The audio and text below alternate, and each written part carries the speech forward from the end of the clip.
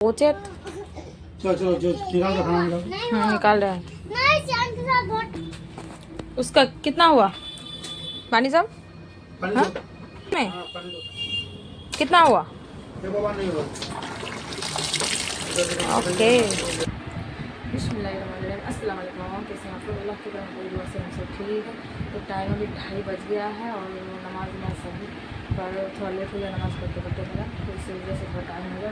तो और यहाँ मैं नमाज़ पढ़ के तो मैं सोची क्यों ना एक क्लिप दोपहर का भी दे दूँ, क्योंकि दोपहर का क्लिप मैं ज़्यादा देती नहीं हूँ। तो फिर मैं क्या नमाज़ ही वहाँ सब करके नमाज़ ही पढ़ने आ रही हूँ कि आ गया है मांगने वाला खाना खाने के लिए। तो फिर मैं उसे बोली कि मैं नमाज़ पढ़ लेती हूँ, 10 मिनट बाद मैं आपको देती हूँ। तो फिर वो तब तक के लिए चला गया। अब देखते हैं कि वो आता है कि नहीं आता है।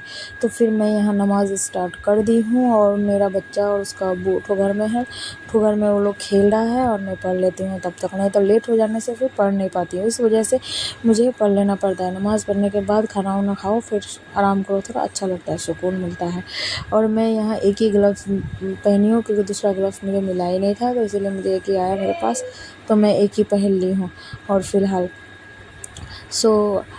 आगे तो फिर और क्या, अब देखते हैं वो विकारण आता है कि नहीं खाना खाने के लिए, क्योंकि खाना खाने के लिए वो हमेशा मेरे पास ही आता है।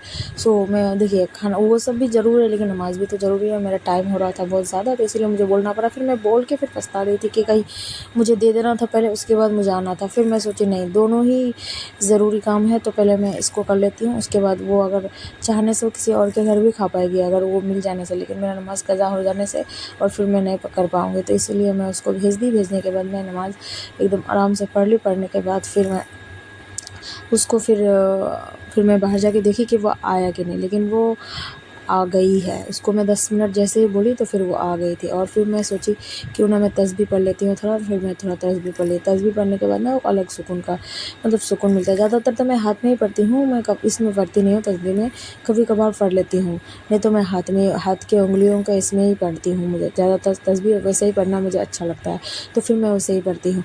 और फिर क्या, मैं चली गई उस घर में, और उस घर में जाके और फिर देखिए वो आ गई है, तो फिर मैं पहले अपना खाना खाने से पहले उसको खाना खिलाई।